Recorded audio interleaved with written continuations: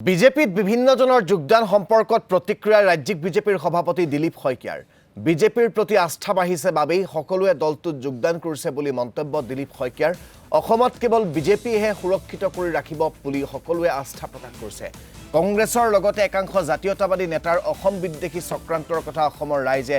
বুজি পাইছে বুলি উল্লেখ কৰে বিজেপিৰ সভাপতিগৰাকীয়ে ডক্টৰ হিমন্ত বিশ্ব শৰ্মা ডাঙৰীয়াই যি ধৰণে অসমখনক শক্তিশালীভাৱে আগবঢ়াই লৈ যাবলৈ বিচাৰিছে খিলঞ্জীয়া মানুহৰ নিৰাপত্তা সুৰক্ষাৰ পৰা আৰম্ভ কৰি গোটেইখিনি বিষয়ৰ প্ৰতি আস্থা ব্যক্ত কৰি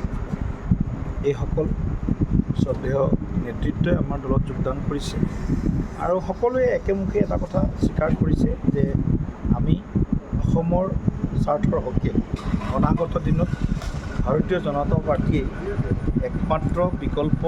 মঞ্চ যিয়ে নেকি অসম মাতৃক সুৰক্ষিত কৰি ৰাখিব সকলোৰে ওঠত যিসকলে যোগদান কৰিছে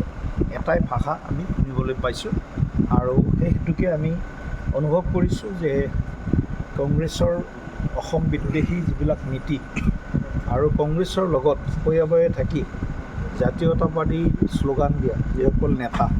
সেই নেতাসকলক প্ৰতিও আজি নিষেধাজ্ঞাৰ আজি কেৱল মাত্ৰ কেইজনমান প্ৰতিনিধিৰ যোগদানে ভাৰতীয় জনতা পাৰ্টীক শক্তিশালী কৰিছে এনেকুৱা নহয় এটা যিটো অসম বিদ্বেষী ভয়াৱহ যিটো চক্ৰান্ত